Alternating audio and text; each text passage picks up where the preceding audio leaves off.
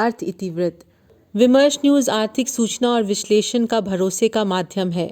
भारत आज नए गतिरोध में उलझे दौर से गुजर रहा है।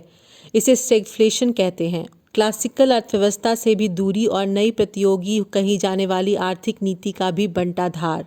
अर्थव्यवस्था बेरोजगारी के प्रश्नों को हल नहीं कर पा रहा है। एक साथ महंगाई भी बढ़ रही है और बेरोजगारी भी। पूरी दुनिया में ही कोरोना काल के बाद जो आर्थिक विकास हुआ है उसका मुख्य लाभ अमीर लोगों को मिला है। भारत में अगर खेती की अर्थव्यवस्था नहीं होती तो कोरोना काल की छटनी का असर ऐसा ही हो जाता था। नवाचार के साथ अरबपति भी बढ़ रहे हैं और गैर बराबरी भी। आर्थिक समीक्षकों का एक अच्छा खासा हिस्सा आर्थिक प्रगति में पूंजीवादी वर्चस्व के खिलाफ और उसकी वजह से बढ़ रही गैर बराबरी के खिलाफ है।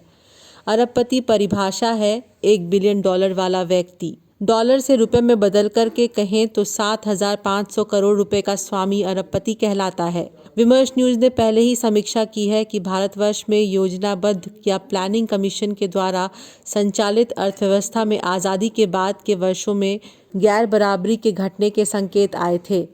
वहीं हमने ये भी ध्यान दिलाया है कि भारत में अरबपतियों अर्थात 7,500 करोड़ रुपयों के स्वामी घरानों की संख्या में काफ़ी उछाल आया है। अरबपतियों की संख्या एक साल में 98 से बढ़कर 135 हो गई है। इसका नतीजा ये हुआ है कि जहां सन 2019 के अंत में इन घरानों के पास देश की अर्थव्यवस्था का 18% संसाधन सिमटा हुआ था, वहीं 2020 के अंत तक आते आते 25% तक संसाधन उनके हाथ में चला गया।